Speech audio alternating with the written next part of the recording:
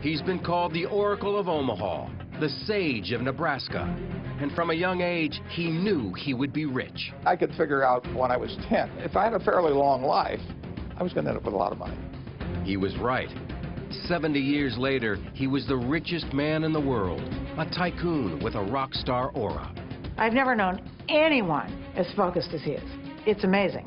He wants to be the best he can be at what he's doing. And what he's doing happens to make a lot of money. Warren's very young and energetic. Warren is super interested in the latest things going on, and there's so much that you just absorb from Warren's approach to things. But among all those winning bets, there have also been dramatic brushes with financial disaster. Both the company and I personally promised Treasury that we would aggressively help them in finding out anything we've done wrong in the past and to make very sure that it doesn't happen in the future. I was scared. I was scared stiff. There were a lot of people that wanted us to go out of business over that weekend, and I didn't know what was going to happen. And behind his folksy demeanor, there's one of America's shrewdest and toughest businessmen. You don't make $40 billion by being Mr. Rogers or by being one of the Muppets. Warren takes no prisoners when it comes to a negotiation. He uses every bit of leverage that he can.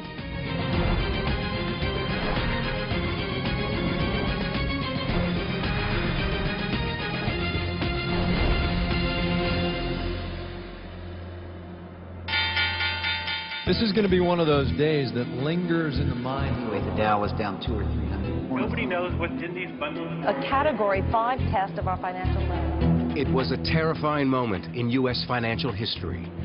In 2008, some of Wall Street's biggest banks and investment firms were about to fail, threatening to take much of the world's economy down with them.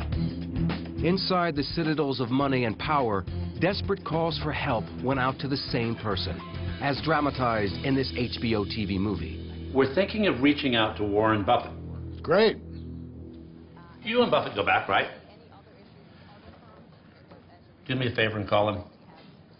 Tell him leaving is rock solid. During the days that the financial crisis was unfolding, he was viewed as the go-to person. If you're in trouble, Warren Buffett can save you. For most of his life, Buffett avoided the Wall Street ways of risky speculation. In fact, he stayed far away from Wall Street itself. Warren really is a product of Omaha, especially in the era that he grew up there. The virtues of modesty, thrift, plain-spokenness, and Warren really exemplifies those. Warren Buffett still lives and works just a short distance from where he was born in 1930. And it was here in Omaha that he began his obsession with all things financial. It hit me right away. It was like kids that like to play the piano early or something of the sort. I always liked numbers. I knew I was going to be interested in stocks the rest of my life, but probably at the time I was, 8 or 9. I used to keep charts on all kinds of stocks when I was that age. My aunt gave me a world almanac, so I memorized the population of all cities of any real size. But I just like numbers. It was not limited to business numbers at all. Buffett also had the uncanny ability to remember all those numbers and how they fit into the big picture, a skill that would be the bedrock of his later success. Former Wall Street analyst Alice Schroeder is the author of The Snowball, Buffett's authorized life story. Warren grew up in the Great Depression. The family did not have money at all because his father had lost his job as a stockbroker. And so around the dinner table, money was what they talked about. But Buffett wanted to do more than talk. My grandfather had a grocery store, and I used to buy Coca-Cola from him in 6-packs for $0.25 and sell them for $0.05 each. I sold the Saturday Evening Post door to door. I sold Ladies' Home Journal. I had all kinds of little ventures, not all hugely successful, I might add. I liked doing business early on. Journalist Roger Lowenstein wrote an early biography of Warren Buffett. Then he gets into more exotic things. He collects golf balls. He gets other kids in the block to do that with him. They collect golf balls and resell them. He's picking up stubs at the racetrack when he's 10, 11, 12, because some of them haven't been used yet. He grows up knowing he wants to make money. Investing in business comes later, but it's in him. Buffett made enough from these ventures to do what, until then, he had only dreamed of doing, playing the stock market. First stock I bought was City Service Preferred. It was a stock that had passed the dividend for how many years, 20 years or something like that. And so it had large accumulated dividends, and it was selling at 38 1/4, and I bought 3 shares. I went all in. That was my entire net worth. At the same time, Buffett's stockbroker father, Howard Buffett, had won a seat in Congress as a conservative Republican, and in 1943, he took the family to Washington. It was a chance for Warren to start a new business, delivering papers for the Washington Post. Well, I started with a couple of routes because I was good about delivering papers on time. So then they gave me these absolutely prime routes. Got up to where I was making probably $150 a month or something, which was a lot of money. And I was making it all before I went to school in the morning, so it was good. Savings from those paper routes became the seed money for his later empire. I'd made $9,800, and I made most of that delivering papers. I delivered about 500,000 papers, and I made about a penny a piece. So I made about $5,000 from the delivery of papers. After high school, he was ready to go full-time as a businessman and investor, but his father convinced the 16-year-old Buffett to go to college first. At the Wharton School of the University of Pennsylvania, he roomed with fellow Nebraskan Charles Peterson. He was very immature. He wore tennis shoes, or if he wore shoes other than that, he had a hard time having them both be the same color. He may have a black and a brown shoe on and never know the difference. Hair messed up. But Buffett was way ahead when it came to academics. Every day after class, I'd spend so many hours studying. Warren, on the contrary, picked up the books that were applicable to him and sat there and flipped through them page by page. And he might be through 2 or 3 courses in a couple of weeks. He had a photographic mind. I did not. And Buffett had a unique way of spending all those hours he did not have to study. At that time, he was crazy about Al Jolson. And he'd play those records, Mammy, Mammy, how I love you, Mammy, and mimicking it an hour after hour. And what other songs, at that time I was ready to go crazy. And when he wasn't singing, Buffett was getting his first taste of political activism. I was president of the Young Republicans Club at the University of Pennsylvania, and I even ran for delegate to the National Convention one time as a Republican. After breezing through college, Buffett went to interview for Harvard Business School. I was 19 at the time, and the fellow spent about 10 minutes with me. He said, you better come back again later. It was very clear I'd flunked the interview.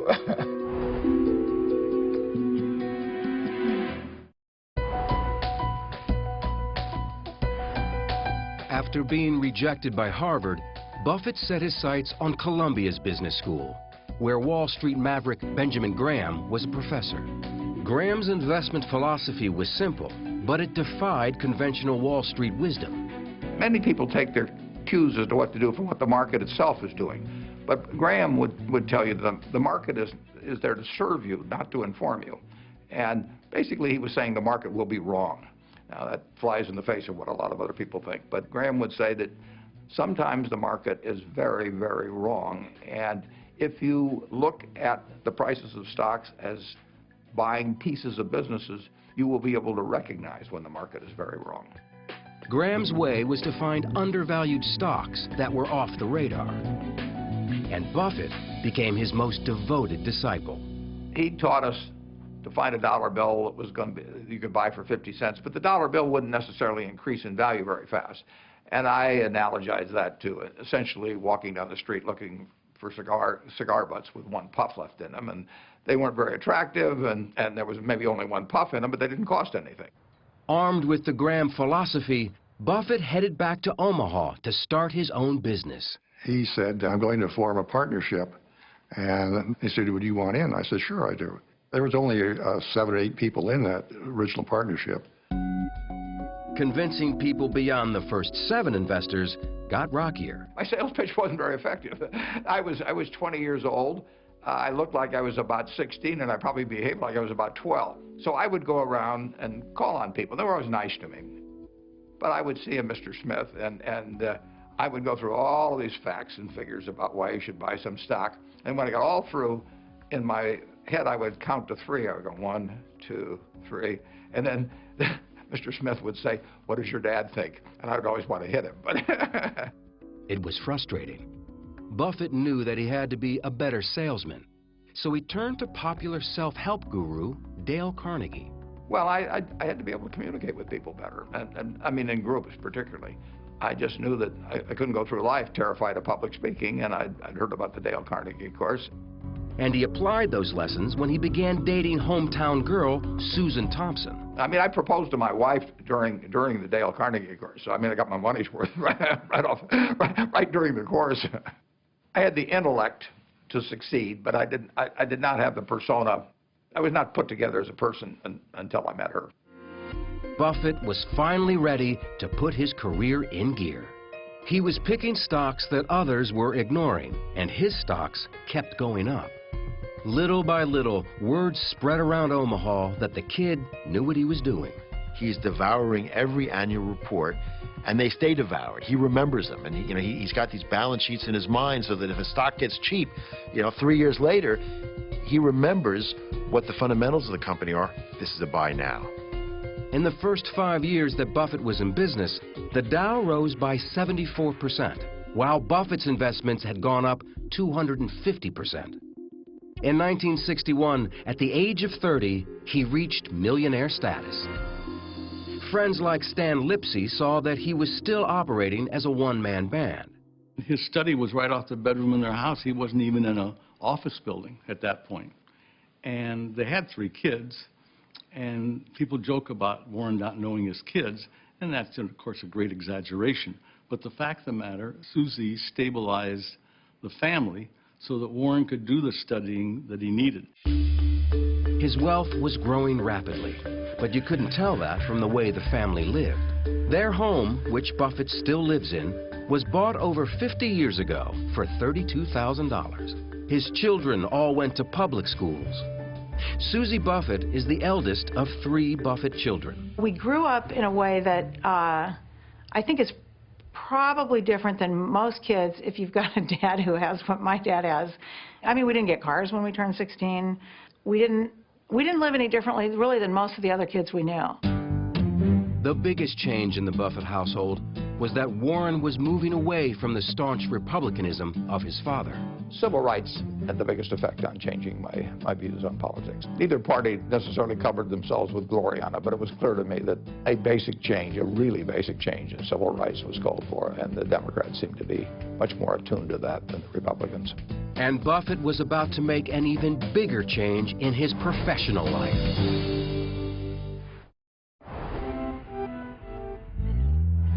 In his 30s, Buffett wanted more than just being a stock picker.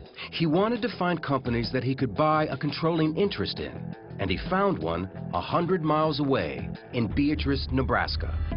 Dempster Mill was a company that was really not doing very well. It was in the windmill business. Windmills now have come back, but it was not a good business to be in 50 years ago. But the stock was selling very cheap, so I started buying stock in that. It was a business that had built up a lot of inventory that it didn't need, and it had a labor force that was too big. So it was a company that just needed to be downsized. And of course, the town that it was in was very small, and it was the main employer. 100 people lost their jobs, and Buffett took the heat. What it taught Warren Buffett was that he did not want to get involved anymore in businesses that had labor problems, where he would have to fire people, where he would have to get involved personally in the management. He wanted somebody else to do that. It became another guiding principle of Buffett's evolving master plan. Buy businesses whose management you trust enough to leave in place. Buffett's next big investment also looked like a potential failure. It was a textile mill called Berkshire Hathaway, whose stock was selling for $7.50 a share. We bought a textile company that was destined eventually to go out of business, just like every other New England textile company did. It was a mistake. Glenn Tung is a managing partner for T2 Partners. Berkshire Hathaway was not a good business. They didn't have a competitive advantage that allowed them to earn a sufficient return on the capital invested in the business. So while they were profitable to some extent, that profitability was inexorably being squeezed. When the cash was extracted out of Berkshire Hathaway, it was reinvested. First, major reinvestment that was enormously profitable was the insurance business, and that drove everything that Berkshire Hathaway did from then on. Andrew Fry is a reporter for Bloomberg News. So he moved the company basically from textiles to insurance. And part of the reason was because the industry itself generated profits, but also because through the premiums that they gathered up from their policyholders, Buffett was able to take that and make his stock investments. It's called the float. Money comes in interest-free from insurance premiums, which then gets invested in other businesses. And while the textile mill eventually died, he kept the name Berkshire Hathaway, which would live on as the name of his soon-to-be multi-billion-dollar company. Rather than try and rename it every few years based on what I've just bought, why not just stick with the original? People know what Berkshire Hathaway is about. It says so much about him, about Buffett, that he sticks with Berkshire Hathaway. Anyone else, they would have gone to, BH, Diversified Resources. He likes it. He likes the history of the company. He's not a changeling. Buffett was now on a roll, buying bargains like See's Candies and Blue Chip Stamps, a popular shopper's loyalty program of that era. Like the insurance business, it delivered interest-free cash that could be used for future investments. I think I have just enough books. It's quite a business. And he'd found a professional partner who was as market-savvy as he was, Charlie Munger, who was working as a lawyer when the two first met. Well, Charlie Munger actually grew up a half a block from where I live. He worked at my grandfather's grocery store, as did I, but he was 6 years older, and I never knew him at all in Omaha. And then through a mutual friend, we got introduced. In about 10 minutes, I knew that this guy and I were going to do a lot of things together over the years.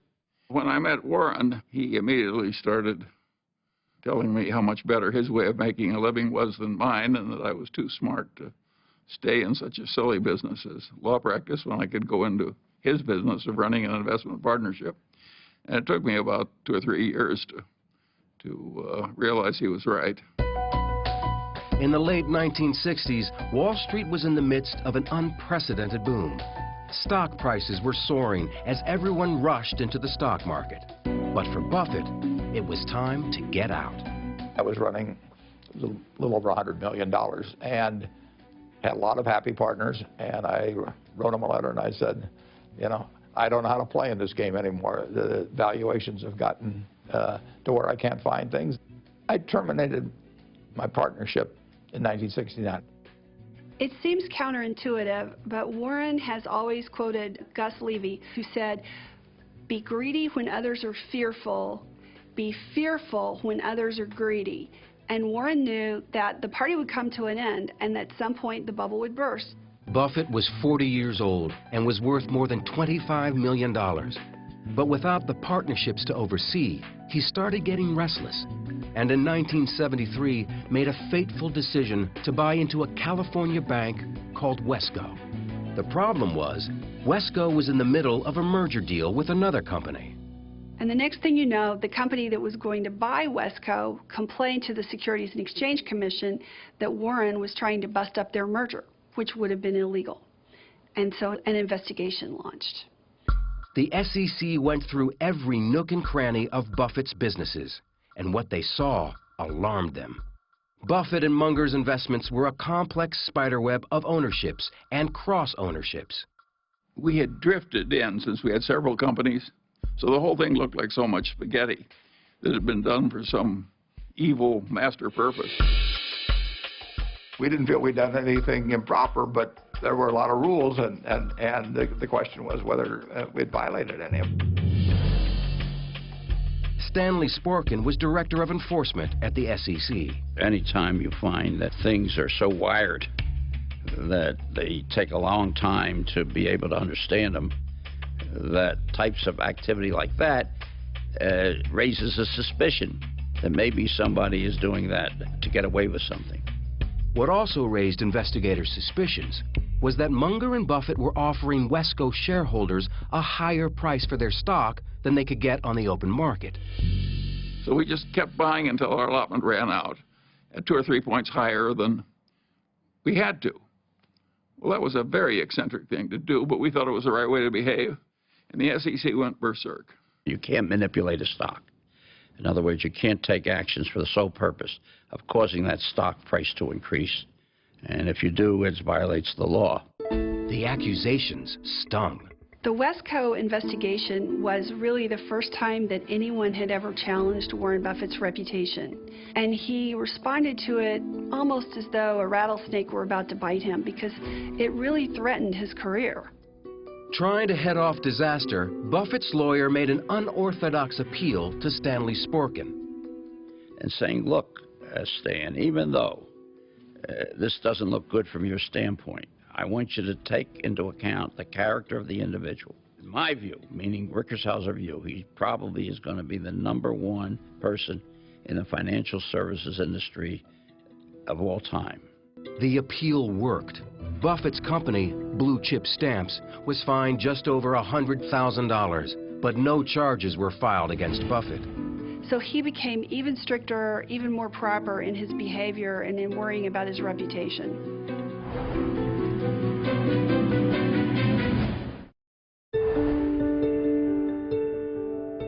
In 1973, Berkshire Hathaway's stock price hit a new high of $93. Its profits driven mostly by their insurance businesses.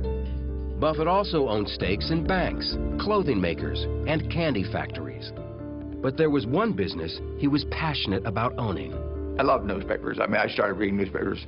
You know, my dad would bring them home when I don't know whether it was 6 or 7 or 8, and it was the first thing I'd grab. You know, my sisters would grab them too. We all like to read. His first newspaper purchase was an Omaha weekly called The Sun.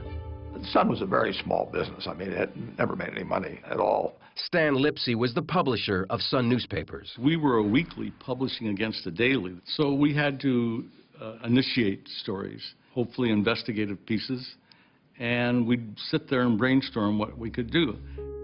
At one meeting, Buffett suggested doing a story about Boys Town, a legendary home for orphan boys located just outside Omaha, and made famous by the 1938 movie with Spencer Tracy and Mickey Rooney. 4,000 boys have passed through this city of little men. It was sort of common knowledge around Omaha that the money was pouring in there, and the number of boys had gone down. They'd had 1,000 boys at the peak. And now I knew the population had gone down, so I thought there was a story there. Buffett knew that charities like Boys Town had to disclose their net worth in a federal form called a 990. So Warren said to us, go to Washington and get the Boys Town's 990, and you'll have a lot more information. And that was about the most important piece of information we could lay our hands on. That led to the headline, which was 700 boys with $209 million, and the kicker, the overline was Boys Town, America's richest city. The story won a Pulitzer Prize in 1973, a rare honor for a local weekly newspaper. There was a phone call from Stan Lipsey, and he said, we won the Pulitzer on this. It was a big day. Buffett now had a taste of the big leagues, and he wanted more. He set his sights high on the influential Washington Post. They had a virtual monopoly. There was one competitor that was going to go out of business soon in Washington, D.C. It's a town hooked on news, so what more could you ask for? And in addition to that, it was the paper that he had an association with as a teenager, delivering the paper. At first, Buffett wasn't sure how much he wanted to invest. Then, the Washington Post broke the Watergate story, and President Nixon inadvertently made his decision easier. 1973, the stock had gone down a lot, partly in response to the fact that the Nixon administration had sort of declared war on the Washington Post.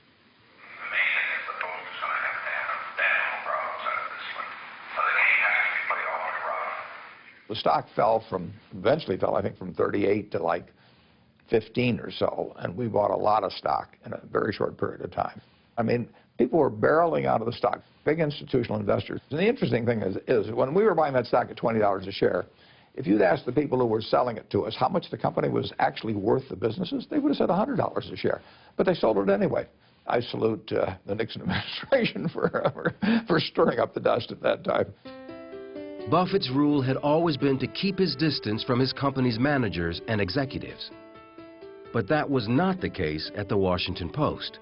where publisher Katharine Graham became his social partner and confidant.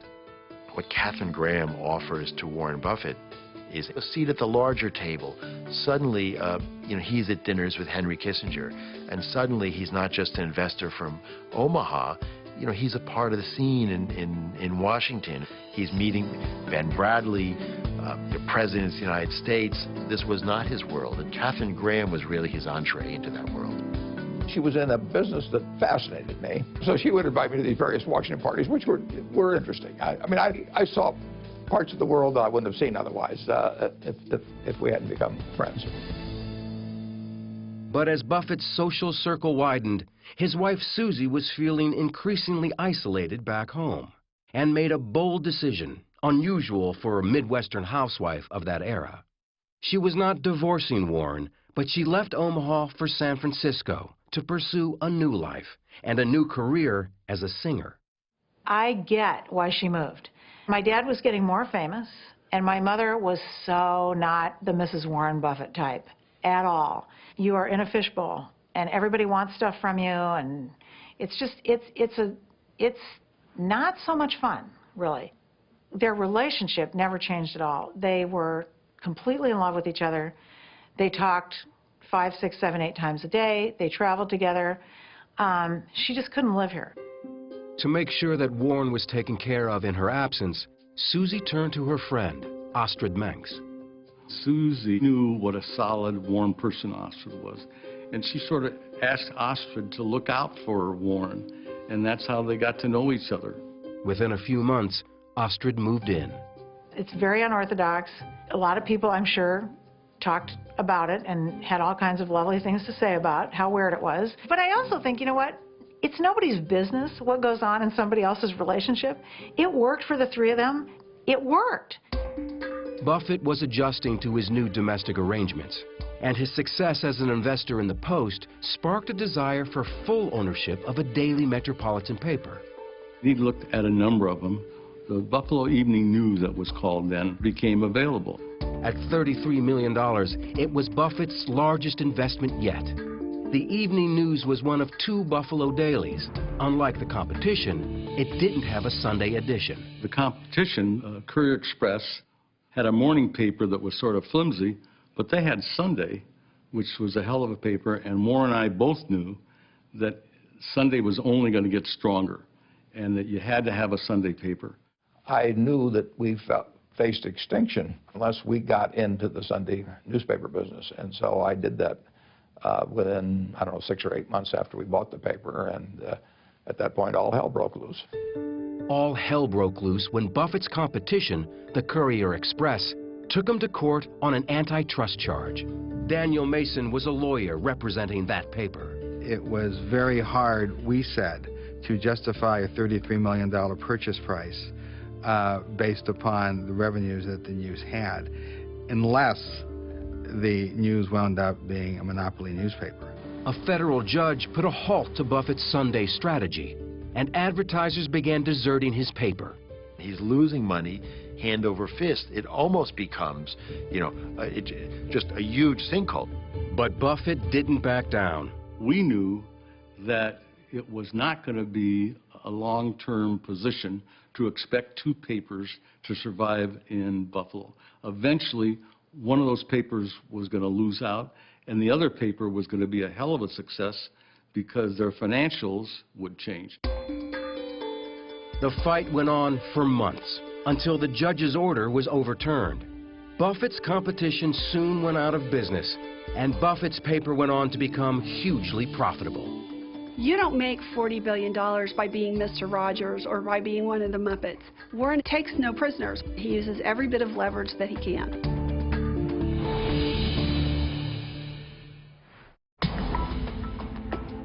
In 1985, Berkshire Hathaway stock was $2,000 a share. Buffett was now a billionaire. That same year, he made history yet again when he helped finance Capital City's takeover of the American Broadcasting Company. It was the biggest media deal ever, and one that also led to guest appearances on ABC soap operas. Warren, are you thinking of buying out a cosmetics company? Oh, Erica, I'd never dream of going in competition with you. Oh, well, that's a relief. But home was still Omaha, and Buffett saw himself standing apart from the high-flying ways of Wall Street. He was famous for sayings like, if you want to make a lot of money, hold your nose and go to Wall Street. And he had a sign in his office that said that Wall Street was about bulls, bears, and bum steers. But in 1987, Buffett decided to invest $700 million in what was then the nation's largest investment house, the powerful Salomon Brothers. So when he invested in Salomon, which was the classic quintessential Wall Street firm, people said, what is Warren doing? But what always happens with him is, if the chance to make money is big enough, some of these concepts sort of get put by the wayside. But a few years after Buffett's initial investment, Salomon got into big trouble. It turned sour when I got a call in August of, I guess, 1991. They sort of hinted to me about the problems that were coming. A trader named Mosier had done some very bad things in the U.S. government bond market. Those bad things included illegal moves by that Salomon trader to corner the bond market, by using unauthorized accounts to increase Salomon's share and force out their competitors. Derek Morn was a vice chairman at Salomon Brothers. Though he had no involvement in the scandal, he was appalled at what was happening.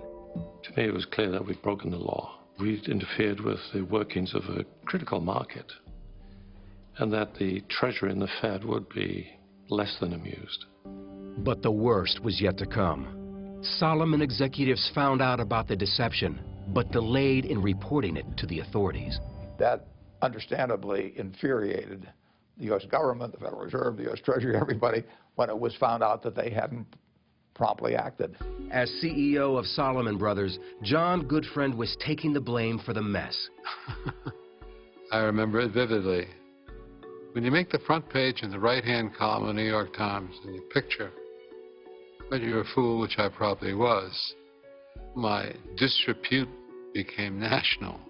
Should have been one of the worst days of my life, and probably was. I told Tom Strauss and John Meriwether that we had to go. Talk on Wall Street that Salomon's top officials were offering to resign to prevent the firm's possible debarment as a primary dealer in Treasury securities. The CEO had departed the scene in the company of his lawyers. We were effectively decapitated. In the meantime, this highly leveraged institution is floating in free space. Goodfriend made one last desperate attempt to salvage the company with the only solution he had left: a phone call to Omaha, Nebraska. And he says to Buffett, I'm going to have to resign. We need you to come in and be the CEO.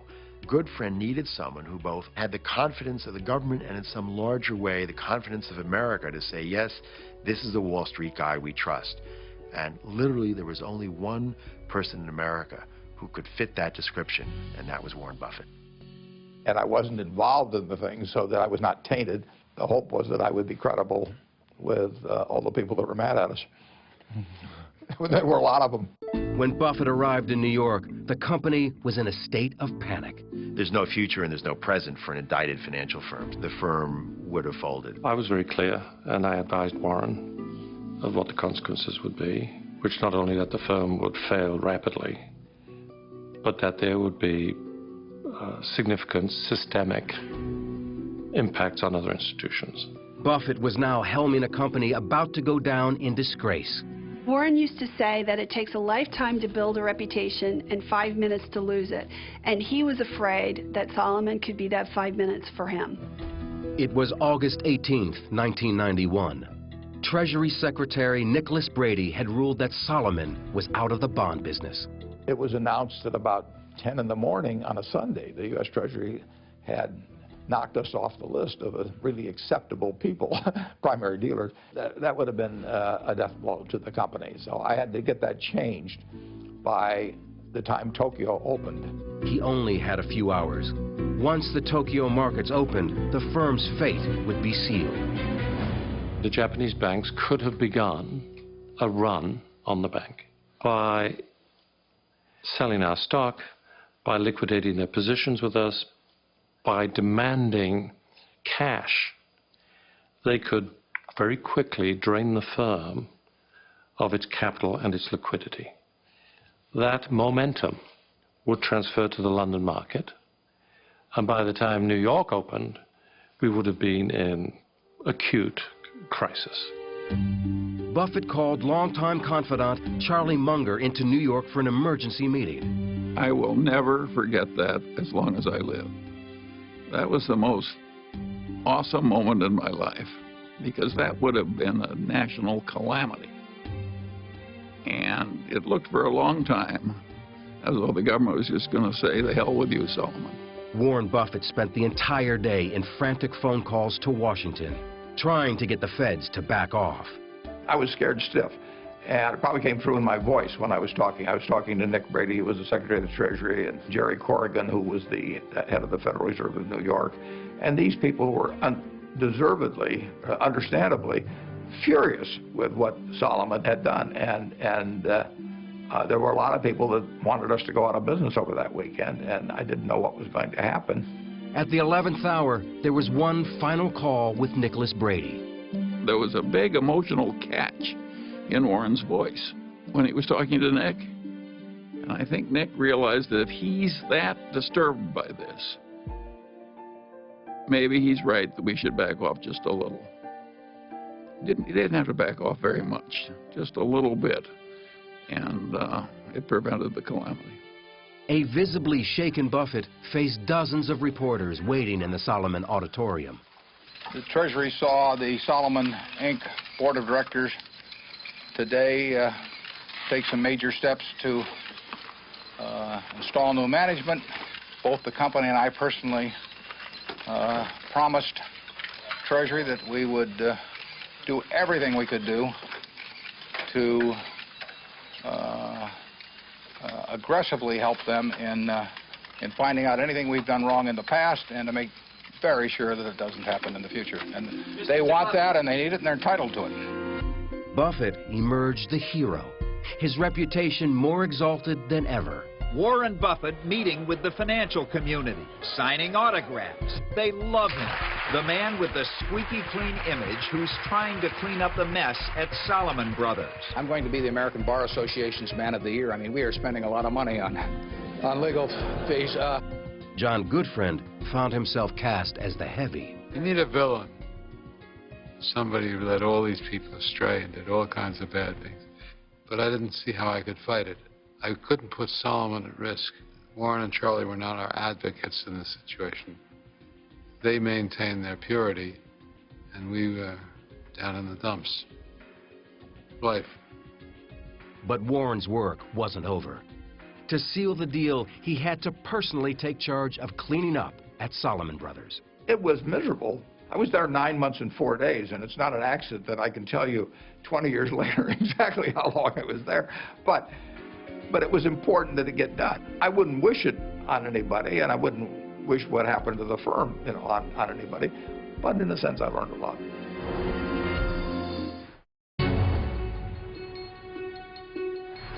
In 1993, Berkshire Hathaway stock hit $17,000 a share, and Buffett was world famous. But no amount of global traveling could change some of Buffett's ingrained habits. Let's talk about Warren's diet. Here are the vegetables he'll eat. Corn on the cob, French fries, hash browns, and the fruit would be banana cream pie, strawberry shortcake. I think that's the end of the fruit. He also drinks, several cherry Cokes a day.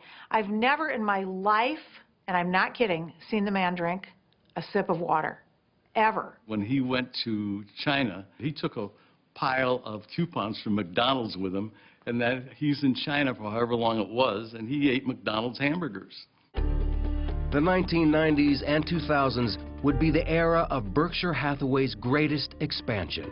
Brought into the corporate fold was the nation's biggest furniture store, a leading mobile home manufacturer, Fruit of the Loom underwear, Benjamin Moore paints, Dairy Queen, Geico Insurance. Over 70 companies in all, with a combined 250,000 employees. If you look at the assembly of businesses that Berkshire represents, It's businesses that have been handpicked by Warren Buffett into his holding company that's reaching a level of recognition that many people in America never get to. He loves to use the expression that it's his canvas, and he, you know, like Picasso, he wants to paint, to work on that canvas as long as he is able, you know. That's what it's all about for him.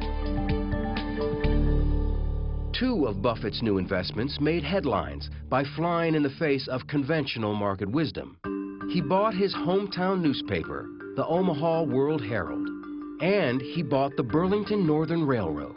Suddenly, Warren Buffett invested in it, and wow, railroads were the hot thing because they had all these virtues that somehow nobody recognized. That is the thing that Warren Buffett has done over and over, is he invests in something and then everybody looks at it and says, I saw it there. Why didn't I recognize these things all along? In Omaha, Berkshire Hathaway's annual meeting has become a place of pilgrimage for tens of thousands of shareholders. It's really an amazing thing. The stadium is filled, and the spotlights are on a small folding table with two 80-year-olds at that table, and those two 80-year-olds have more stamina than anyone else in the room. Hi. They're dying to see Warren Buffett and hear what he has to say. His favorite thing, I think, that happens every year is the shareholders meeting, and he gets energized from it. He goes nonstop from Friday to Sunday night, and as the weekend goes on, he gets more energy. Can't explain it. It's got to be those burgers. In the 2000s, Buffett was worth tens of billions of dollars.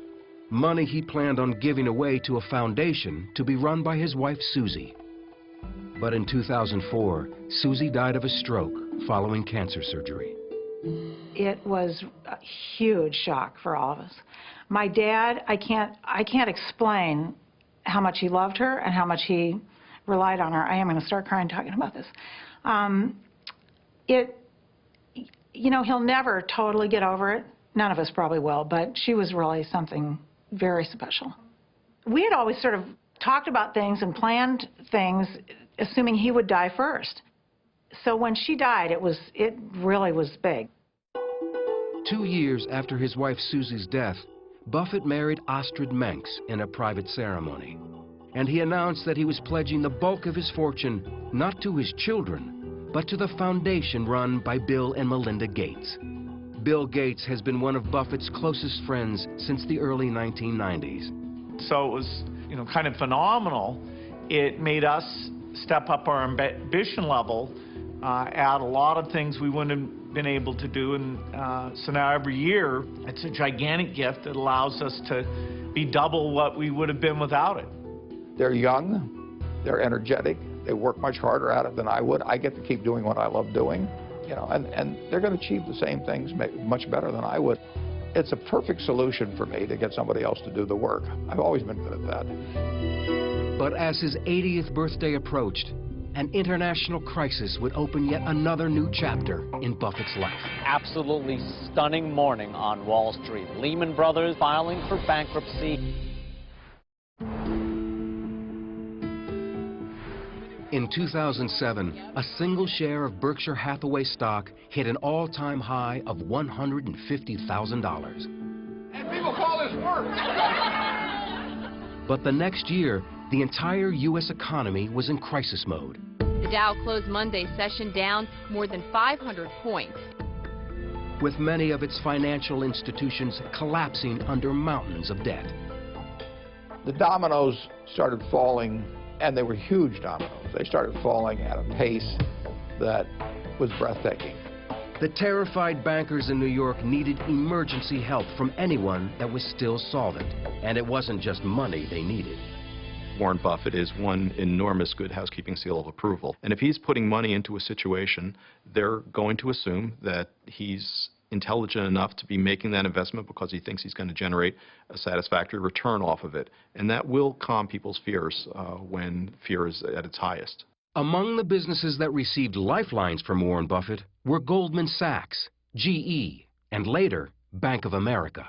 If you have, Warren Buffett giving you that imprimatur saying, I have faith in the company, the market will recover, and, eventually it did. In 2011, Warren Buffett was awarded the Presidential Medal of Freedom. He's demonstrated that integrity isn't just a good trait, it is good for business. But who will succeed this financial icon at the head of Berkshire Hathaway? In 2011, the man seen as Buffett's heir apparent was caught in a scandal. High-level executive David Sokol was buying stock for himself in a company called Lubrizol, while pitching Lubrizol as a Berkshire acquisition. He should have disclosed it to me initially, and then I would have had him sell it or do something of the sort, or we wouldn't have bought the company. I mean, it just was not something that should have been held back. David Sokol left the company, and that crisis ended. In 2012, Buffett announced that he was being treated for prostate cancer, and that he's identified his successor at Berkshire. But that name has not yet been made public. What he has made public are the political and economic causes that he feels passionate about. I think in the last couple years, he has seen some places where he thinks if I open my mouth, it might make a difference. What he's most vocal about is what he sees as the inequities of the tax system, something that's come to be known as the Buffett rule. There's all kinds of ultra-rich who pay normal taxes, but there's a small segment, but you can find them very easily, who pay very low taxes, including me. He considers himself, you know, lucky to have been born in America at this time in history. Buffett is just a unique character who came along in a period when America became fascinated with finance, who did it better than anybody, and he's been able to bring Wall Street back to Main Street in a way that I don't think we'll ever see again. I think he's one of the most memorable people I've ever met. He's touched a lot of lives with what he's done, and everybody that he's dealt with has made money doing it, and has improved their life. There are really no people like Warren where, you know, we should sit back and benefit from the deep thinking he's done about business since he was very young. I think it's all about, I'm the world's greatest investor, and I've got $40 billion to prove the point. I just have a great time every day. I mean, I am getting to do exactly what I want to do in life. You know, it doesn't get any better than that.